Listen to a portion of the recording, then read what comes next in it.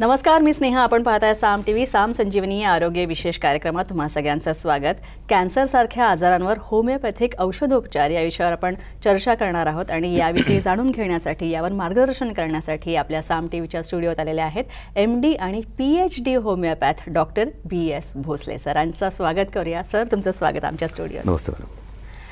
सरांशी चर्चा करणार आहोत. कॅन्सरवर होमिओपॅथी सारखी उपचार पद्धती कशा प्रकारे प्रभावी ठरते याविषयी आपण त्यांच्याकडनं जाणून घेणार आहोत. मात्र त्याआधी डॉक्टर BS भोसले यांची थोडक्यात ओळख करून देते. डॉक्टर BS भोसले हे गेले 23 वर्ष होमिओपॅथ म्हणून कार्यरत आहेत. तसंच संपूर्ण महाराष्ट्रामध्ये डॉक्टर भोसले यांची 7 ठिकाणी क्लिनिक आहेत. ती बघूया कुठल्या कुठल्या ठिकाणी डॉक्टरांच्या शाखा आहेत. मिरज, मुंबई, दादर इथे, तसंच कोल्हापूर, पुणे, चिपळूण, सांगोला, गडहिंग्लज इथे डॉक्टरांच्या आशा होमिओपॅथी क्लिनिकच्या शाखा आहेत. तसंच त्यांच्याकडे 28 डॉक्टरांची टीम कार्यरत आहे. ते विविध आजारांवर काम करतात. गेली 15 वर्षांपासून डॉक्टर BS भोसले आणि त्यांची टीम कॅन्सरवर आणि विविध मानसिक आजारांवर कशा प्रकारे होमिओपॅथिक औषधोपचार देऊन त्यांना बरं करता येईल, रुग्णांना बरं करता येईल याविषयी संशोधन करतात. तसंच डॉक्टर BS भोसले हे होमिओपॅथीच्या प्रचारासाठी आणि प्रसारासाठी अनेक प्रकारची शिबिरं वेळोवेळी घेतात. तसंच व्याख्यानं त्यांची वेगवेगळ्या ठिकाणी नेहमी आयोजली जातात. होमिओपॅथिक स्टुडंट आणि डॉक्टरांसाठी सुद्धा त्यांना प्रशिक्षित करण्याचं काम सुद्धा डॉक्टर BS भोसले करतात. तसंच त्यांच्यासाठी नॅशनल होमिओपॅथिक वर्कशॉप्स आणि सेमिनार सुद्धा डॉक्टर BS भोसले हे घेतात. तसंच त्यांच्या या कार्याचा सन्मान आजवर अनेक नामांकित संस्थांनी केलेला आहे. त्यांना अनेक पुरस्कारांनी गौरवण्यात आलेला आहे. चला तर मग आता जाणून घेऊयात की कॅन्सर सारख्या आजारांवर होमिओपॅथी उपचार कशा प्रकारे प्रभावी ठरतात ते आणि सरांचं संशोधन काय सांगतं. सर, आपलं स्वागत पुन्हा एकदा. सर, मुळात होमिओपॅथी ही अत्यंत प्रभावी उपचार पद्धती ओळखली जाते. तर होमिओपॅथी मुळात घ्यायची कोणी? लहान मुलांसाठी सेफ आहे असं म्हणतातच, पण त्याचा काही असा वयोगट आहेत का? या विशिष्ट वयोगटानेच होमिओपॅथी घ्यायची? ॲक्च्युली असं वयोगट असं काही नाहीच आहे. होमिओपॅथी ही सर्वांसाठी, म्हणजे अगदी लहान मुलापासून ते वृद्ध माणसापर्यंत, स्त्रिया आणि पुरुषांनी कोणत्याही आजारासाठी, कोणताही म्हणजे अगदी सर्दीपासून कॅन्सरपर्यंत होमिओपॅथिक उपचार पद्धतीने आपण देऊ शकतो. आणि ह्याला कोणतेही साईड इफेक्ट नाहीत, कोणतीही रिॲक्शन नाही, कोणीही घेऊ शकतं. त्यात काय अगदी म्हणजे शंकाच नाही. जिथे माणूस आहे तिथे होमिओपॅथी आहे. डॉक्टर, सर्दी पडसं असो किंवा इतर आजार असो त्याच्यावर तर होमिओपॅथी अत्यंत प्रभावी आहे आणि अत्यंत सुरक्षित उपचार पद्धती म्हणून होमिओपॅथी ओळखली जाते. पण कॅन्सर सारखे जे आजार आहेत, मुळात कॅन्सर म्हटलं की ते प्रश्न अनेक प्रश्न निर्माण होतात. सरळ कॅन्सर म्हटलं की त्याची तुलना मृत्यूशीच केली जाते. पण कॅन्सरवर होमिओपॅथिक उपचार प्रभावी कशा प्रकारे म्हणता येतील? आपण कॅन्सरपेक्षा आपण कॅन्सर होतो कसा, कॅन्सर कुणाला होतो आणि कॅन्सरचा प्रवास कसा आहे ते पाहून घेऊया. म्हणजे मी मला स्लाईडमध्ये दाखवतो की आपण जसा विचार केला की ही प्रकृती जी आहे व्यक्तीची, ही प्रकृती फक्त अशी म्हणजे हाडामासा सापळा नाही. त्यामध्ये मन आहे, त्यामध्ये बुद्धी आहे, त्यामध्ये एनर्जी आहे. आणि मी तुम्हाला दाखवल्याबद्दल की ॲटम, मॉलिक्यूल, सेल इथेपर्यंत, आणि सेलपासून टिश्यू, टिश्यूपासून ऑर्गन, आणि ऑर्गनपासून सिस्टीम बनते, आणि सिस्टीमपासून हे ऑर्गॅनिझम म्हणजे एक व्यक्ती बनतो. तर कॅन्सर जो रोग आहे हा सेलला होतो. म्हणजे कॅन्सर कुठल्या शरीराच्या भागाला होतो असं नाही. तो सेलमध्ये म्हणतात ना की सेलमध्ये अनियंत्रित पेशीची अनियंत्रित वाढ झाली आणि त्याचा कंट्रोल सुटला की तो कॅन्सरच्या रूपात येतो. आणि ज्या वेळेला ही सेलचं मल्टिप्लिकेशन व्हायला लागतं जे अनियंत्रित, त्यावेळेला तो कॅन्सर येतो. सगळ्यात इम्पॉर्टंट क्वेश्चन म्हणजे की कॅन्सर होतो का हे बघितलं पाहिजे. कॅन्सरचे अनियंत्रित जे पेशी वाढतात, ती पेशी का वाढतात त्याचं कारण जाणून घेतलं पाहिजे आणि त्या कारणाच्या पाठीमागं काम केलं पाहिजे. आणि होमिओपॅथीमध्ये जसं मी नेहमी सांगत असतो की होमिओपॅथीमध्ये कॅन्सरला ट्रीटमेंट नाही देता कॅन्सरच्या पाठीमागच्या त्या व्यक्तीला ट्रीटमेंट देतो. त्या व्यक्तीला ज्यावेळेला ट्रीटमेंट देतो आपण, त्यावेळेला तो कॅन्सर असो किंवा कोणताही आजार असो, तो ट्रीट होणं गरजेचं आहे. म्हणजे we treat the process behind the disease and not only the disease. तर एकदा प्रोसेस ठीक व्हायला आली, ती व्यक्ती बरी व्हायला आली की तो कॅन्सरही बरा होऊ शकतो. डॉक्टर, तुम्ही आता उल्लेख केलात उत्तरात की आपल्या शरीरातील पेशींची अनियंत्रित वाढ म्हणजेच कॅन्सर. पण मुळात ही अनियंत्रित वाढ होण्यामागचं कारण काय सांगतं? तुमचं संशोधन, तुमचा अभ्यास काय सांगतो? आणि मुळात एखाद्याला कॅन्सर होतो का? ॲक्च्युली बघा, कॅन्सर होण्याची कारणं पुस्तकीदृष्ट्या जर बघितली तर 2 कारणं सांगतात. एक म्हणजे जेनेटिक कारण, ज्याला अनुवंशिक म्हणतात, आणि दुसरं म्हणजे पर्यावरण किंवा परिस्थितीनुसार एन्व्हायरमेंटल कारण. पण आपल्याला ह्याच्या पाठीमागे जाऊन बघितलं पाहिजे की जेनेटिक्समध्ये सुद्धा चेंज का येतात. जेनेटिक्समध्ये तो कॅन्सरचा सेल जो होता तो कॅन्सरचा ग्रोथ का झाला, जेनेटिक म्युटेशन का झालं, हे बघणं गरजेचं आहे. That is one. आणि सेकंड एन्व्हायरमेंटल म्हणजे परिस्थिती किंवा पर्यावरणवरून कॅन्सरची निर्मिती कशी झाली. म्हणजे बघा आता फॉर एक्झाम्पल आपण म्हणतो की हे केमिकल्स आहेत, रेडिएशन्स आहेत, पोल्युशन आहे, ह्याच्यामुळे कॅन्सर होतो का, किंवा जेनेटिकमध्ये म्युटेशन झालं म्हणून कॅन्सर होतो का. पण बेसिकली बघताना आपल्याला हे पाहिलं पाहिजे की म्युटेशन झालंच का, ते जेनेटिकमध्ये चेंज झालेच का, त्या पाठीमागून सुद्धा कुठलं तर मोठं कारण असणार आहे. किंवा आपण निसर्गात बघतो की इतकी सारी लोक आहेत ज्याच्यावर जे सगळे एक्सपोज होतात, रोज रेडिएशन्स होतात, पोल्युशनला होतात, पण सगळ्यांना कॅन्सर होत नाही, काही ठराविक लोकांनाच कॅन्सर होतो. तर त्या पाठीमागं कारण काय असेल ते जाणणं खूप गरजेचं आहे. ते आपण पुढे पाहूच की त्या पाठीमागचं कारण काय आहे. पण आतापर्यंत इतकंच की एक जेनेटिक आणि दुसरं एन्व्हायरमेंटल रिझन्स. पण जेनेटिक सुद्धा डॅमेज का होतो ते बघणं गरजेचं आहे. आता बघा ही जी मी स्लाइड दाखवतो तुम्हाला की पहिला प्रश्न आला पाहिजे की कॅन्सर का झाला, आणि दुसरा लगेच प्रश्न आला पाहिजे झाला तो झाला त्या पर्टिक्युलर ऑर्गनलाच का झाला. म्हणजे आता कित्येक लोकांना ब्रेस्ट कॅन्सर असतो, कित्येक लोकांना ओव्हरीचा कॅन्सर असतो, कित्येक लोकांना लिव्हरचा कॅन्सर असतो. त्या व्यक्तीचं लिव्हर्स का पकडलं कॅन्सरने, किंवा फुफ्फुसच का पकडलं, किंवा किडनीज का पकडली, इतर ऑर्गन का पकडले नाहीत. तर ती प्रोसेस जाणून घेणं खूप गरजेची आहे. आतापर्यंत काय झालं की फक्त कॅन्सर झाला म्हणजे लोक अगदी त्या म्हणतात ना घाबरून जातात. पण तो कॅन्सर झाला का आणि कॅन्सर त्याच ऑर्गनला का झाला हे सुद्धा जाणणं खूप गरजेचं आहे. आणि ह्याचं उत्तर होमिओपॅथी शास्त्रामध्ये खूप छान पद्धतीने दिले. म्हणजे ही जी प्रोसेस आहे, ही प्रोसेस होणं खूप गरजेचं आहे. ओके. हा क्वेश्चन मार्क जो येतो ना की त्या पाठीमागं कारण काय, कॅन्सरच्या पाठीमागचं कारण काय, दॅट इज व्हेरी इम्पॉर्टंट. आणि मग जर आपण बघितलं तर ही लक्षणं येतात पुढची. आता म्हणजे आता तुम्ही म्हणाल की सगळी लक्षणं काय आहेत कॅन्सरची, लक्षणं वेग आहेत. म्हणजे एक असं लक्षण फिक्स नाही की बाबा भूक लागत नाही म्हणून कॅन्सर होतो का, किंवा विकनेस आला म्हणून कॅन्सर होतो का, ब्लिडिंग होतो म्हणून कॅन्सर होतो का. प्रत्येक व्यक्तीला वेगवेगळ्या प्रकारचे लक्षणं येऊ शकतात. म्हणजे जसं ही लक्षणं आहेत अनेक प्रकारचे लक्षणं येऊ शकतात.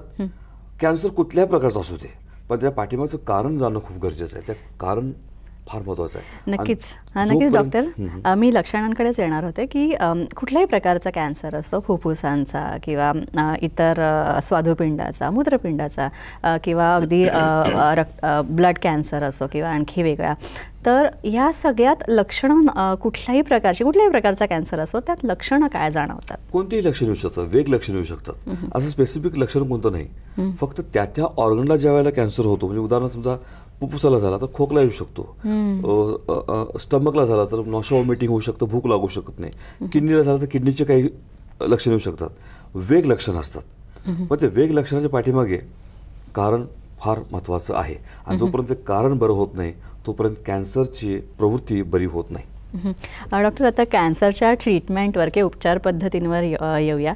जसं आधुनिक औषधशास्त्र सांगतं किंवा आधुनिक उपचार पद्धती यात केमोथेरपी किंवा हार्मोन थेरपीचे इंजेक्शन किंवा रेडिएशन थेरपी असे आहेत.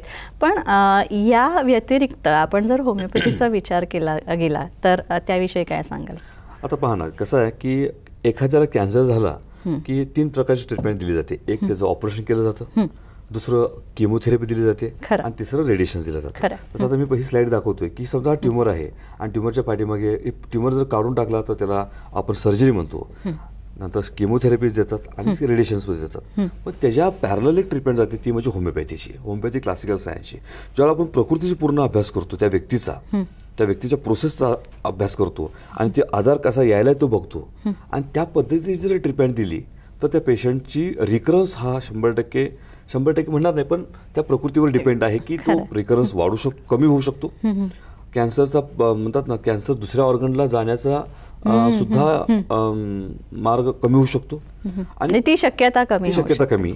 आणि सेकंड थिंग की त्याची लाईफस्टाईल खूप छान पद्धतीने पेशंट जगू शकतो. म्हणजे कॅन्सर असून सुद्धा पेशंट चांगल्या पद्धतीने जगू शकतो.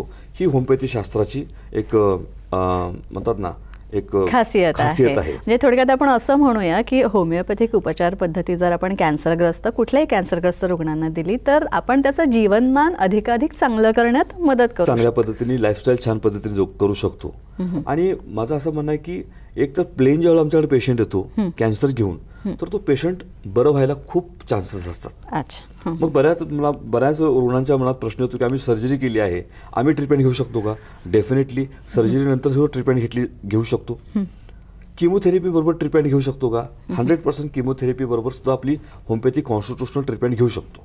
कारण त्या किमोथेरपीचे साईड इफेक्ट्स असतील किंवा किमोथेरपीचं म्हणतात ना, ते किमोथेरपी काही लोकांना झेपत नाही. ही होमिओपॅथिक औषधं त्यावेळेला चालू असतील तर चांगल्या पद्धतीने पेशंट कॅन्सरला झेलू शकतो. नक्कीच, म्हणजे त्याच्याबरोबर लढू शकतो. राईट. नक्कीच. तर आपण आणखी याविषयी डॉक्टर BS भोसले यांच्याकडनं जाणून घेणार आहोत. डॉक्टर, आपल्याला होमिओपॅथी ही कॅन्सर आणि त्याच्याशी लढण्यामागे किती फायदेशीर मदतगार साबित होते हे पण आपण जाणून घेणार आहोत. कशा प्रकारे होमिओपॅथी उपचार पद्धती आहे ही कॅन्सरवर प्रभावी आहे हे आपण आणखी डॉक्टरांकडनं जाणून घेणार आहोत. मात्र त्याआधी एक छोटासा ब्रेक.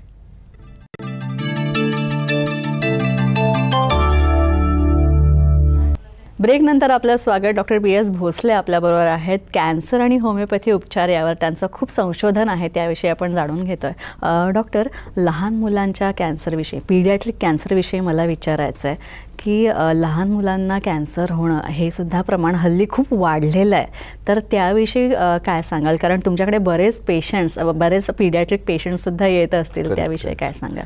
आता काय बघा मॅडम, आता आपण जर 90 आणि 80चा जर काळ बघितला तेव्हा कॅन्सर खूप कमी होता आणि 2010 मध्ये सुद्धा कॅन्सर असा झपाट्याने वाढत चालला आहे. पण आता जर पाहिलं आपण ह्या 2020 किंवा 21-22 मध्ये, तर कॅन्सरला एज हा फॅक्टर राहिलाच नाही. म्हणजे तो लहान मुलांना होऊ शकतो, स्त्रियांना, पुरुषांना, कुणालाही कॅन्सर होत चाललाय. एस्पेशली तुम्ही जसं लहान मुलांचा उल्लेख केला, लहान मुलांचा ज्यावेळेला कॅन्सर होतो त्यावेळेला डेफिनेटली प्रेग्नन्सी हिस्ट्री खूप इम्पॉर्टंट असते आईची, ती विचारणं खूप गरजेचे आहे. आणि त्या मुलांना चांगल्या पद्धतीने ट्रीट करू शकतो आपण. म्हणजे मुलांच्या आता ब्लड कॅन्सर वाढत चाललं आहे, ब्रेन ट्युमर वाढत चालले आहेत, निरनिराळे कॅन्सर वाढत चालले आहेत. पण माझं त्या मुलांना सांगणं आहे किंवा त्या आईवडिलांना सांगणं आहे की डेफिनेटली तुम्ही कोणतीही ट्रीटमेंट घेत असाल तर त्याला पॅरलल होमिओपॅथिक कॉन्स्टिट्युशनल ट्रीटमेंट घेणं अतिशय गरजेचं आहे. नक्कीच. डॉक्टर, आणखी एक, आता होमिओपॅथिक उपचार पद्धती, तुम्ही अनेक वर्षांचं संशोधन आहे, तुमची 27-28 डॉक्टरांची टीम आहे जी कॅन्सरवर होमिओपॅथिक उपचार पद्धती कशाप्रकारे प्रभावी ठरते याच्यावर आणखी काय त्यात करता येईल यावर तुम्ही संशोधन करताय, सतत अभ्यास करताय.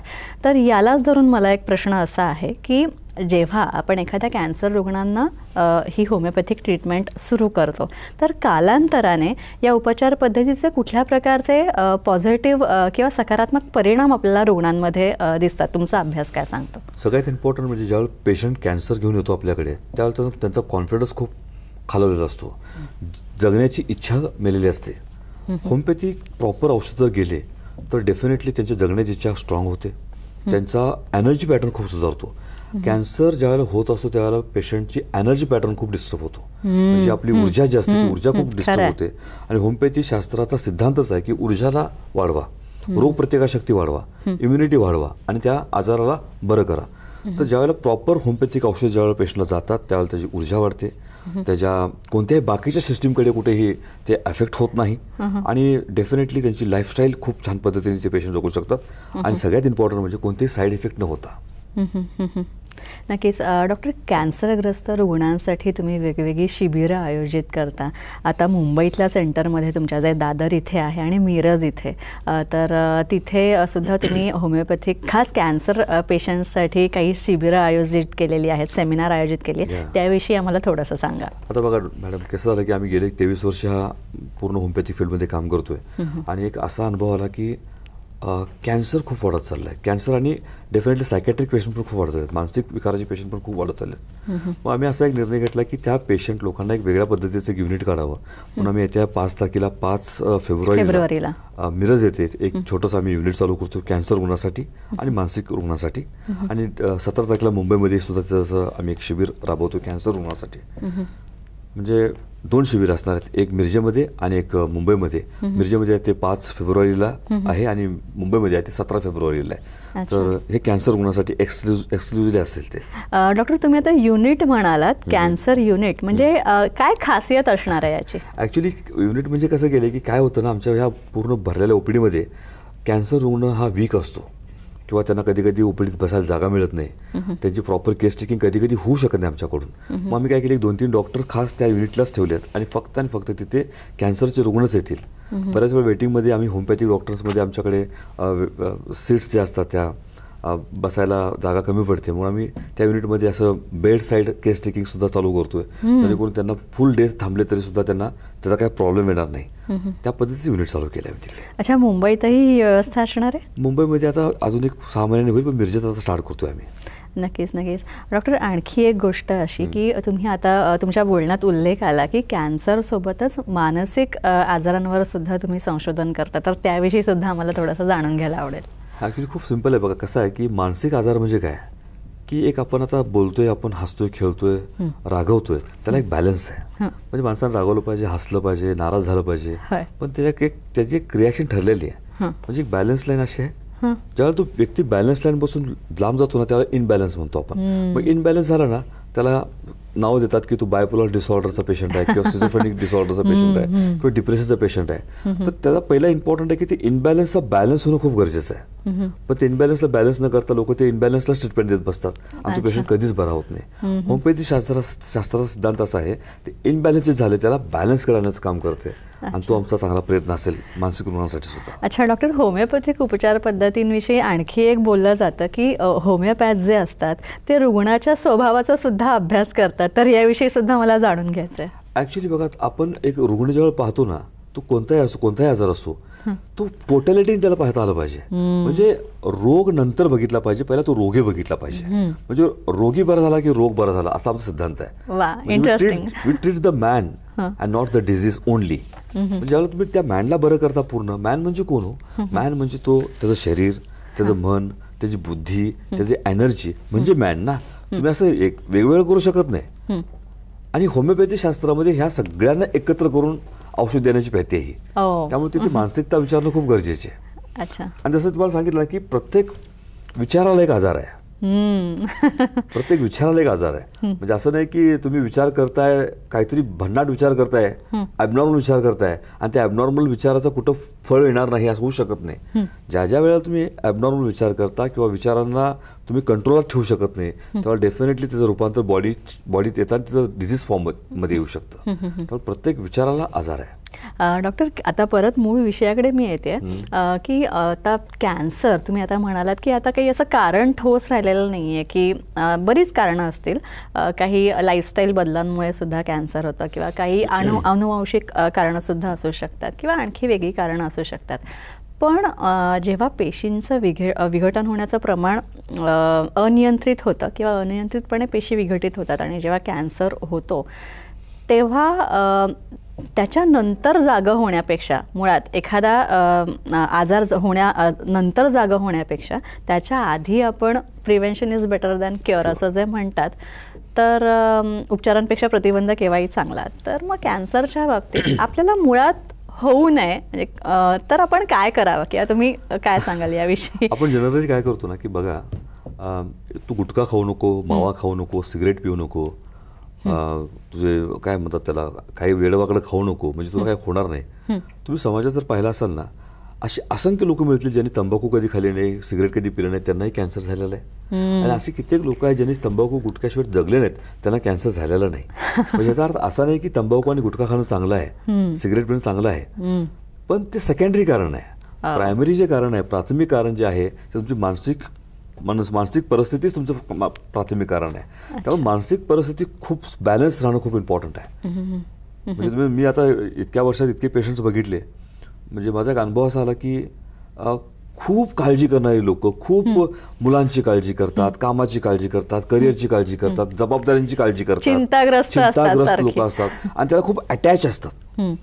ज्या वेळेला शरीरावर येतो ना सगळं अटॅचमेंट, त्यावेळेला ते कॅन्सरचं रूपांतर आहे त्याचं. आणि जेव्हा ते मनावर येतं ना त्यावेळेला सायकॅट्रीमध्ये मोडतं. म्हणजे मनाचा कॅन्सर म्हणजे सायकॅट्री आणि शरीराचा कॅन्सर म्हणजे तो कॅन्सर. नक्कीच डॉक्टर. आणखी एक गोष्ट, मगाशी मी तुमची ओळख करून देताना सांगितलं की तुम्ही अनेक प्रशिक्षित डॉक्टरांना सुद्धा आणखी त्यांना ट्रेनिंग देता किंवा जे होमिओपॅथीचे स्टुडंट आहेत जे ते अभ्यासतात त्यांना सुद्धा तुम्ही मार्गदर्शन करता, तर त्याविषयी थोडंसं सांग. ॲक्च्युली मी 23 वर्षा पाठीमागे मी डॉक्टर झालो आणि ज्यावेळेला माझे सर डॉक्टर एस के दुबे सर कलकत्ताचे आहेत, त्यांनी ज्यावेळेला मला खूप छान पद्धतीने मार्गदर्शन केलं त्यावेळी मी ठरवलं की आपलं प्रोफेशन तर आहेच डॉक्टरकीचं, ते आपण करूच, पण त्याच्याबरोबर माझे जे ज्युनियर्स डॉक्टर आहेत त्यांना नेहमी मार्गदर्शन करू, त्यांना नेहमी होमिओपॅथिक प्रॅक्टिस करायला प्रोत्साहित करू. हा माझा कायम अजेंडा राहिला आणि तो कायमचा राहील. कारण होमिओपॅथी शास्त्र खूप छान आहे, खूप चांगलं आहे. समाजाला होमिओपॅथीची ही गरज आहे आणि असंख्य डॉक्टर वाढले पाहिजेत होमिओपॅथीचे. हीच एक म्हणतात नाही, ही तळमळ आहे आणि हा हेतू आहे, अंतिम हेतू. त्यासाठी हे सगळं मी शिकवत असतो. मग वर्कशॉप्स घेणे किंवा सेमिनार्स घेणे किंवा लेक्चर सिरीज करणे हे माझं नेहमी माझं कार्य असतं. नक्कीच. आणखी जाता जाता डॉक्टर आमच्या प्रेक्षकांच्या मनातला एक गैरसमज दूर करा की होमिओपॅथी उपचार प्रभावी जरी असले, ही पॅथी प्रभावी जरी असली तरी खूप वेळ खाऊ आहे किंवा रिझल्ट याचे उशिरा मिळतात, असं सुद्धा प्रेक्षकांच्या मनात एक गैरसमज आहे. तर हा दूर करायच्या दृष्टीने तुम्ही जाता जाता काय संदेश द्याल? ॲक्च्युली होमिओपॅथी सगळ्यात फास्ट पॅथी आहे, सगळ्यात म्हणजे स्लो पॅथी नाही आहे. एक उदाहरण देतो तुम्हाला. धरून चला एक 40 वर्षाचा व्यक्ती आहे आणि त्याला डायबिटीस झालाय. डायबिटीस म्हणजे शुगर झाली आहे, मधुमेह झालाय. 40 वर्षात झालं ना त्याला, तर तो वयाच्या 80 वर्षापर्यंत जगणार असेल तर त्याला वयाच्या पुढचे 40 वर्ष त्याला औषध घ्यायला पाहिजेत, त्या गोळ्यांचे साईड इफेक्ट घ्यायला पाहिजेत, त्या आजाराचे साईड इफेक्ट घ्यायला पाहिजेत. होमिओपॅथी जर 2-3 वर्ष प्रॉपर घेतली तर कायमस्वरूपी त्याचा आजार बरा होऊ शकतो. हे सगळ्या आजारांना हे असं लागू होतं. त्यामुळे होमिओपॅथी काय स्लो पॅथी नाही, होमिओपॅथी फास्ट पॅथी आहे. नक्कीच. सर डॉक्टर BS भोसले म्हणाले त्याप्रमाणे होमिओपॅथी ही जी उपचार पद्धती आहे ही सगळ्या प्रकारच्या, अगदी कॅन्सरवर सुद्धा उपचार, या होमिओपॅथीचे उपचार अत्यंत प्रभावी असतात. मात्र त्यासाठी थोड्याशा संयमाची का होईना गरज आहे. डॉक्टर तुम्ही इथे आला त्यासाठी खूप खूप आभार तुमचे. Thank you very much. यानंतर साम संजीवनीमध्ये इथे थांबतोय. पुन्हा भेटूया नवीन विषयांसह आणि नवीन तज्ज्ञांसह. तोपर्यंत नमस्कार.